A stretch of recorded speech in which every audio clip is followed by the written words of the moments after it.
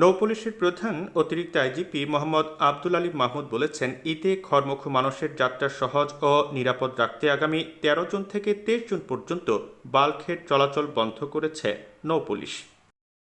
বৃহস্পতিবার পুলিশ প্লাজায় ঈদুল আজহা উপলক্ষে নৌপথের আইনশৃঙ্খলা ও ট্রাফিক ব্যবস্থাপনা সম্পর্কে মতবিনিময় সভায় অতিরিক্ত আইজিপি এই কথা বলেন। আর গতবারের না এবারও কিন্তু কোনো বালুবাহী যে বাল্কহেড সেটি রাত্রিবেলায় তো চলবেই না, এবং এই ঈদুল আজহা উপলক্ষে ১৩ তারিখ থেকে ২৩ তারিখ পর্যন্ত বাল্কহেড চলাচল সম্পূর্ণভাবেই সারা দেশে বন্ধ থাকবে। সভায় নৌপুলিশ প্রধান বলেন, ঈদযাত্রা নির্বিঘ্ন করতে এবং পশু ও পণ্য পরিবহন নির্ঝঞ্ঝাট করতে নৌপুলিশ বদ্ধপরিকর। ঈদে নৌপুলিশ সব নৌঘাট, নৌ টার্মিনাল সমূহে দায়িত্ব পালন করবে। গতবারের মতো এবারও যেন মাঝপথে নৌকায় করে যে মাঝপথে যাতে যাত্রী ওঠানো না হয় সেটি আমরা নিশ্চিত করব। স্পিড বোটের ক্ষেত্রেও আসল সংখ্যার অধিক যাত্রী বহন নিষিদ্ধ করা, আমরা সে বিষয়ে ব্যবস্থা নিব, এবং অনিবন্ধিত স্পিড বোট এবারও যাতে চলতে না পারে সে বিষয়টি আমরা দেখব।